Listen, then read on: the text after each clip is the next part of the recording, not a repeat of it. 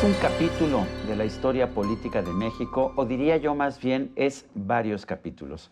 Francisco Labastida ha sido muchas cosas en nuestra vida política. Ha sido secretario de Energía, secretario de Gobernación, gobernador del estado de Sinaloa, ha sido también senador de la República y ha sido candidato a la presidencia de la República. Si no me cree, lo invito a leer este libro que tengo aquí conmigo, Francisco Labastida Ochoa, La duda sistemática, autobiografía política. Lo he estado leyendo, Francisco, y la verdad con mucho gusto, porque además se deja leer muy bien el libro, con muchas anécdotas. ¿Por qué se llama La duda sistemática? Yo creo que se juntaron dos razones. Una, mi familia, mi madre me dijo, vete a estudiar a Estados Unidos, ingeniería, te pasamos unos negocios que tenemos en Sinaloa y en Sonora, chiquititos, y luego te apoyamos para que seas empresario. Y yo le dije, déjame pensar bien, y lo hice durante 3 meses. Me metí inclusive a psicoanálisis a los 17 años. O sea, fue una decisión difícil. Bueno, en ese entonces se pensaba que estaba uno loco. Y dije, quiero conocer mejor y quiero ver cuáles son los objetivos de mi vida. Y eso significa una duda. Y con el tiempo me influyó y coincidió las aportaciones, me superó obviamente de varios filósofos. El último fue Karl Popper, el alemán. El de la sociedad abierta. Sí. El de la sociedad abierta. En donde dice que los hechos, las decisiones, tienen que ser guiadas por la razón, por la definición de lo que uno quiere y por la razón. Sí, con libertad, pero siendo consciente de que las repercusiones las vas a pagar.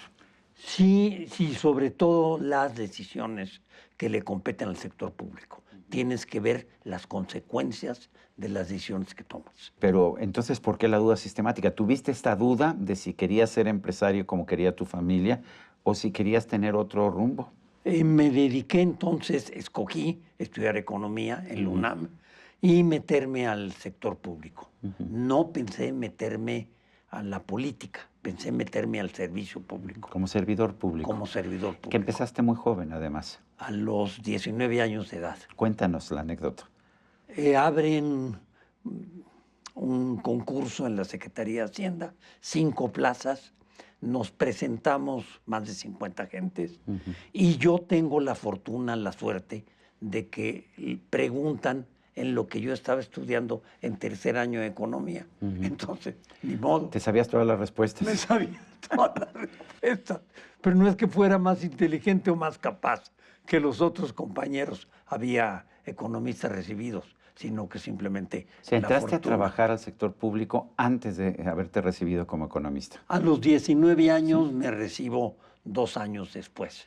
¿Participaste en reuniones con el expresidente Luis Echeverría? Por ahí nos cuentas un poco el caos que había, ¿no?, en esas reuniones con el entonces presidente Luis Echeverría y con sus funcionarios, el secretario de Hacienda, por ejemplo. ¿Nos puedes platicar un poquito?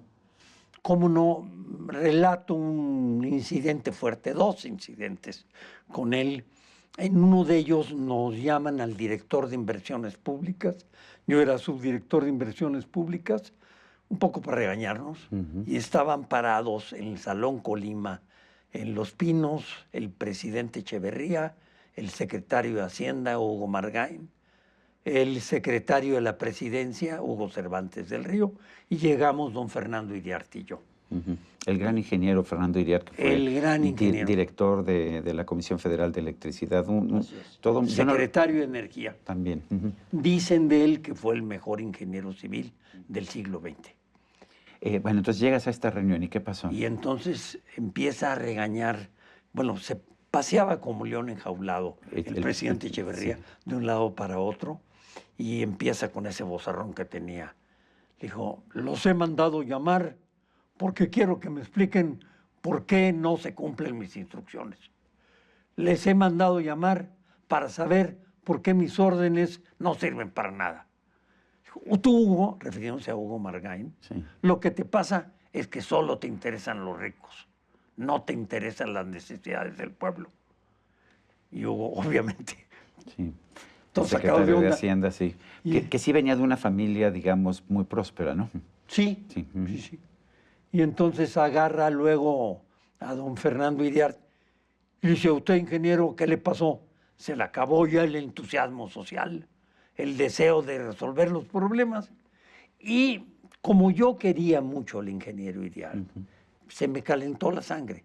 Le dije, presidente, todo lo que usted dice es falso, ¿eh? Todo. Eso no se atrevía nadie a decírselo a Echeverría. No sé.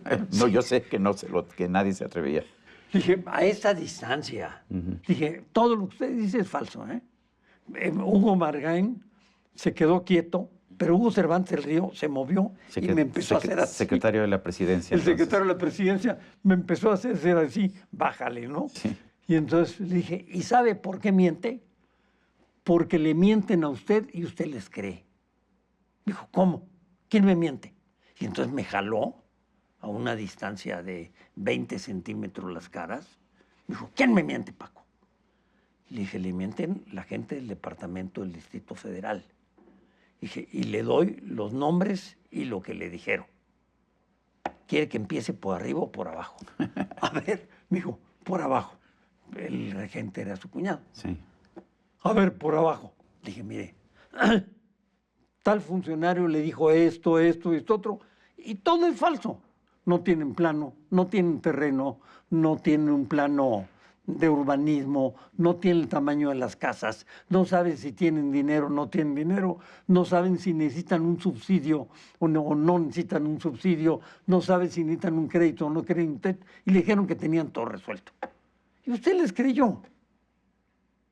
Yo digo que los presidentes de la República son los hombres más informados, ahora mujer, pero no los mejor informados. Más informados, pero no mejor informados. Tú fuiste secretario de Gobernación. ¿Cómo te llamó el entonces presidente Zedillo para ofrecerte la Secretaría de Gobernación? Muy complicada en su sexenio. Me llamó siendo yo secretario de Agricultura, me llamó, hubo un problema porque se rompió el diálogo entre los poderes, porque le dieron la instrucción a los senadores y a los diputados que no fueran a la ceremonia de instalación del Congreso y se creó una crisis constitucional. Entonces me llamó y me dijo, quiero que te encargues de la Secretaría de Gobernación y te pido que estudies de una vez 3 asuntos: seguridad pública, cómo rehabilitar y reconstruir las relaciones entre Ejecutivo y Legislativo y cómo arreglar el problema del Ejército Zapatista de Liberación Nacional. Esas fueron tus tareas. ¿Cumpliste? Yo agregué una más. ¿Qué fue? Gobernanza. Claro. De ahí pasaste a ser candidato a la presidencia de la República. ¿Cómo ocurrió eso? Porque no eras necesariamente alguien de toda la confianza del presidente Zedillo y todavía en esa época, pues, no sé si decidía el presidente, pero ciertamente influía muy fuerte. Decidí el presidente, desde luego. Eh, Él no quiso decidir, ¿eh? Él no quiso decidir, pero decidió él. No, no.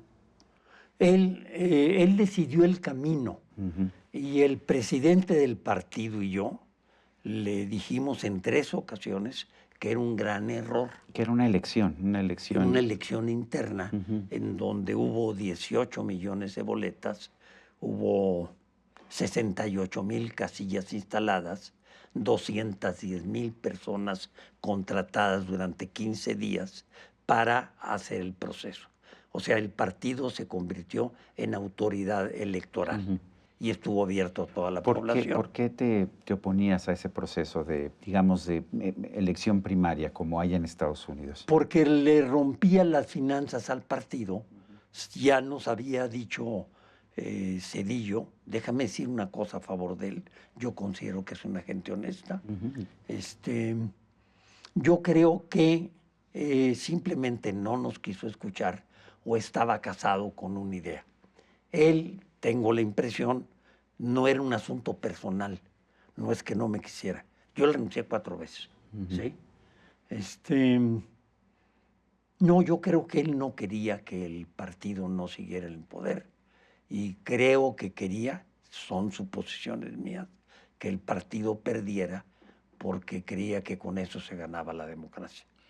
Se ganó la democracia en el año 2000, tú perdiste la elección, fuiste el primer candidato del PRI que perdió una elección presidencial. ¿Cuáles fueron las lecciones? Y lo reconocí el mismo día. Así es, tú y el presidente lo reconocieron Sí, el mismo día. sin duda.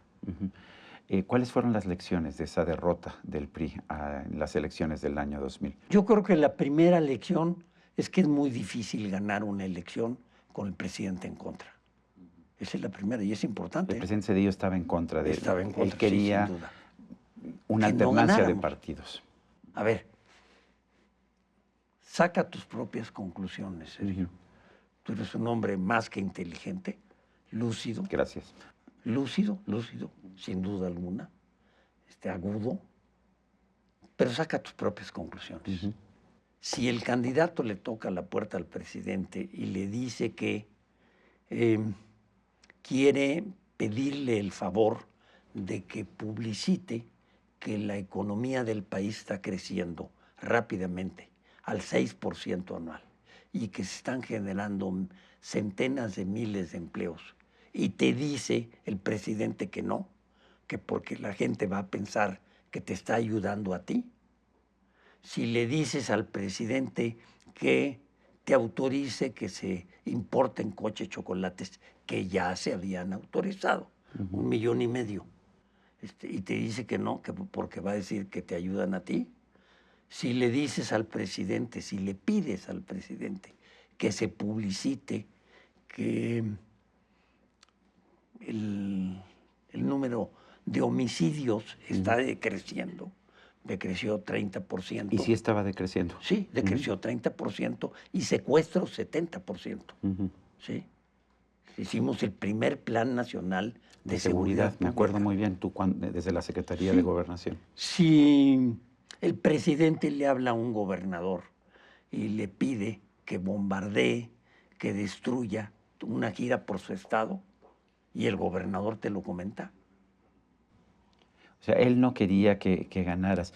Y además me parece que es exactamente lo contrario, por ejemplo, que hizo el presidente López Obrador en la campaña del 2024. Violó la ley inclusive. Sí, bueno, pero él decía, la economía va requete bien, a pesar de que estamos viviendo una desaceleración, cada vez hay menos violencia. Sergio, tú lo sabes mejor que yo. La economía creció abajo del crecimiento demográfico. Así es. México no solo tuvo 6 años perdidos, sino que perdió 6 años y retrocedió 1. El nivel de vida de los mexicanos. El mensaje del presidente fue el contrario, que la economía iba bien, requete bien. Es decir, le contaron cerca de 60 mentiras al presidente por día. Manipulaba, mentía. Dicen que todos los políticos mienten. Y tú aquí en este libro planteas pues ese problema y tu disyuntiva moral en ese sentido. ¿Cuál fue tu posición? Dar siempre mi verdad. No pretender nunca que yo tenía la verdad, que yo era el único que sabía de un asunto. Yo creo en las decisiones colegiadas, pero yo daba mi verdad, les gustara o no les gustara a los presidentes.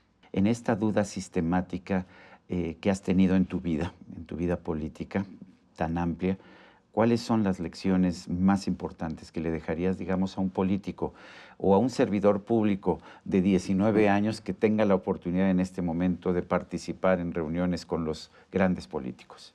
Primero, que lo haga por el país. Segundo, que se comprometa ante sí mismo a cumplir la ley, a nunca cometer un acto de corrupción y nunca perder la emoción del servicio público. El servicio público tiene grandes costos, demanda mucho tiempo. Yo trabajaba 12 horas al día. ¿Y qué pierdes con eso? Pierdes el contacto familiar. Entonces, ese alto costo y el gran estrés tiene que ser compensado únicamente por la capacidad de servirle a la gente. Pues Francisco Labastida Ochoa, exsecretario de Energía, exsecretario de Gobernación, exgobernador del estado de Sinaloa. Agrega amigo tuyo. Eso me daría un enorme gusto. Bueno, creo que siempre que hemos hablado lo hemos hecho con mucho afecto y con mucho respeto. De acá para allá más. Y admiración, además. Francisco, te lo agradezco de verdad. Pues gracias por invitarnos a leer La duda sistemática, autobiografía política. Muchas gracias. Y a usted, amigo, que al vernos y escucharnos hace posible este programa, se lo agradezco también. Esto es todo por hoy, pero no se le olvide. Nos vemos la próxima.